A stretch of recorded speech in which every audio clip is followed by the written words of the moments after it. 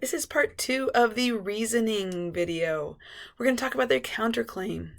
So you should already have done your claim, chosen your evidence for those two reason 1 and reason 2 boxes, and filled in the reasoning on those two. Remember, you have to connect the evidence and the claim in your reasoning. But right now we're going to look at a counter-argument. This can get confusing. A lot of students want to use this to argue against themselves, but that is not what we need to do. We'd also need to go on to conclusion yet. So, in our essay, a note about the counterclaim.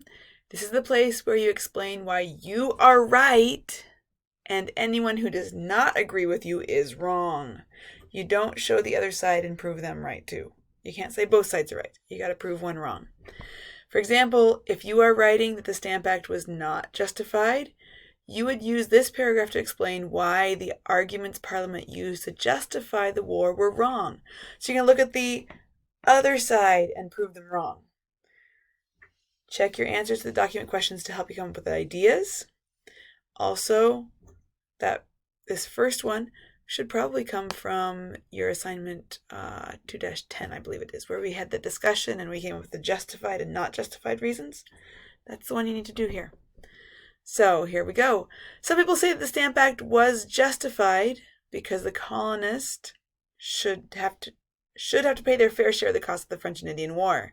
But that is wrong, because you need to give the reason why. What are you going to say about it to say that's wrong? Okay, so you need to come up with the because here.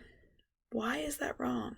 So then, this yellow box. And this is one, if you don't understand how to do this, just leave this part out. It is not essential to try to support the other side with a quote. However, for some of you, this is going to help you get that second primary source in. If you're saying that the Stamp Act was justified, there's not as many documents you have that are primary sources. Because document E, which you probably wrote about, you should have written about if you did, it was justified, that's not a primary source, that's a secondary source. And you need to have two primary sources to have a good score on evidence. So this is where you can put in another primary source right here, saying, well, they would have said this. All right? Now, you'll have to come up with your own quote, that one about we're not represented, maybe? Anyway, so what I'm going to use here, and you can use a quote pretty close to mine here if you want. I want you to try out the reasoning part. It's okay if you use some of my same quotes and things, but you got to do the reasoning on your own. I'm not writing it out here. So I've said it's wrong, and then I give a reason why it's wrong. Now I'm going to give a quote about what the other side would say to justify their argument. So British Prime Minister Grenville said this, and then I can add an explanation of what people would say to back that up.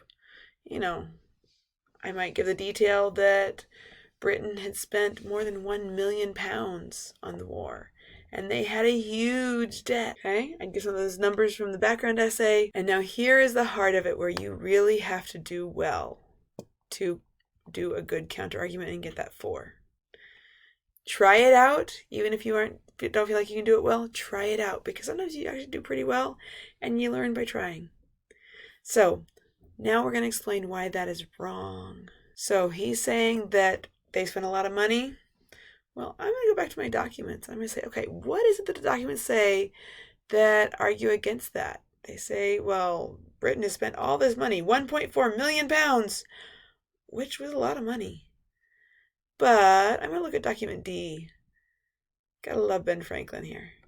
So we can use him to argue either side. But right here, he's talking about the French and Indian War, and he's talking about the colonies paying money, right? The colonies paying, they went into debt to help pay for soldiers' clothing. He gives the detail about how much Pennsylvania paid and how much Parliament had paid them back.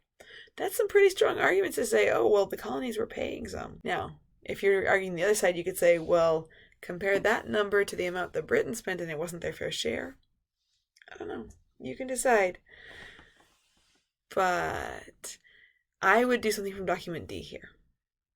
I would put in a quote something from Ben Franklin, and then I'm going to explain how that shows that Prime Minister Grenville was wrong. He was wrong! Or, if I'm saying that the stamp act was justified, I'm going to prove that Patrick Henry was wrong. Just listen to Prime Minister Grenville. They argue against each other, and so you can use one to argue against the other. And then do your best to conclude it. This paragraph, all of this yellow box, if the sentence starters and stuff that are here don't work for you, just do something different. It's okay. I tried to give you a frame that works, but there's not one way to do a counter-argument paragraph. If you have questions, feel free to ask me, ask for some help. But like I said before, try it out.